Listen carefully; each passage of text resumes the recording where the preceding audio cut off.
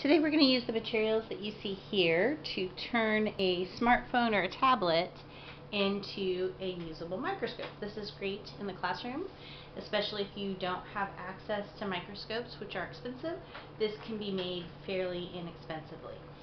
So we're going to start by pulling out the lens from a low-cost laser pointer. This is one that I picked up at the dollar store. Inside the laser pointer is a small lens, which we will use to help increase the magnification of the camera lens that's already on our smartphone. So we're going to set these things aside. To get the lens out, the lens is inside this area here. So we're just going to take this bottom part out, set that aside. We're going to pull this part out here, and then remove the inner part. These can all get set aside. Now the lens is right inside of here. It's protected by this black ring. Now if you want, you can go ahead and remove all of these pieces, but you don't necessarily have to. If you don't have a screwdriver that can screw this out, then you do need to remove this, because then you're going to have to get the lens out from the back side here.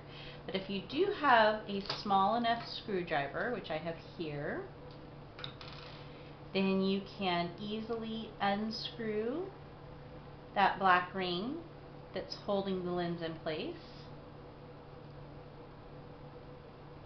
And once that's out of the way, our lens should come free. There we go. Okay, so the lens is right here, so we're just gonna tap that out. There we go, and there's our lens. The nice thing about doing it with the screwdriver is that we don't risk scratching the lens, which would mess up our microscope. So that's a good way to go about doing it.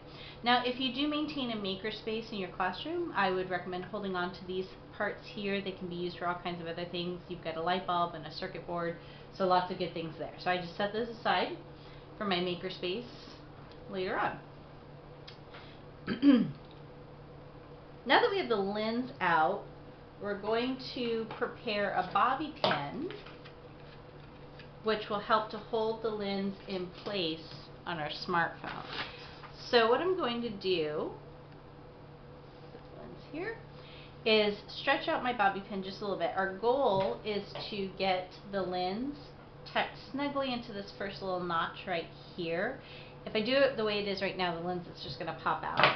So I'm going to bend out the bobby pin just a little bit and make it so that space is just a little bit wider. Go ahead and take the lens and see how it fits. There we go. Okay. Now, whoops, and see there with the lens. Now, if you're doing this in the classroom, the reason why I like to glue the lens into the bobby pin is because, as you can see, these are small little parts and they can kind of go everywhere, especially when students are using it. So we'll go ahead and use a lens I pulled out earlier on with this bobby pin. So what I like to do is, using just a little bit of glue, a little bit of super glue, I put a little bit of glue on either side of the notch. Again, I want to be careful that I'm not getting glue directly on the lens, as that will mess up the magnification. And then I will just place the lens in between the notch, just like that. And then I'm going to set it aside and let it dry. Okay.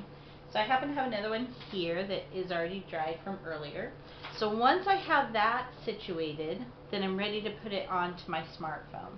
So what we're going to do is we're going to use the camera lens that's already in there. That acts as the eyepiece in a traditional microscope. And we're going to add on to it this second lens that we just pulled out of our laser pointer. That acts as the objective lens.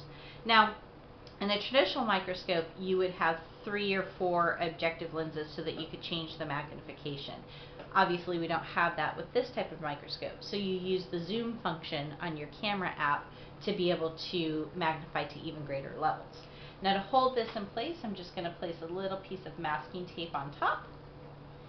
And now I have a usable microscope, a homemade microscope that can be used inexpensively in the classroom.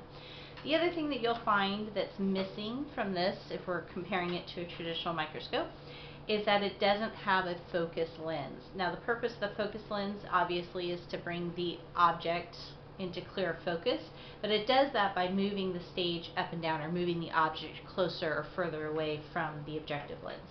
So what your students will need to do, and what they'll need to get good at doing, is moving their smartphone up and down towards the object so that they can increase the sharpness of the image.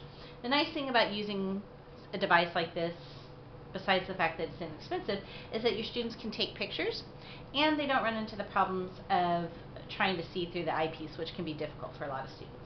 So there you go. I hope you're able to make one on your own. It's a great activity to do with your students and a great way for them to have a microscope so that they can explore the microscopic world all around them. Thanks for watching.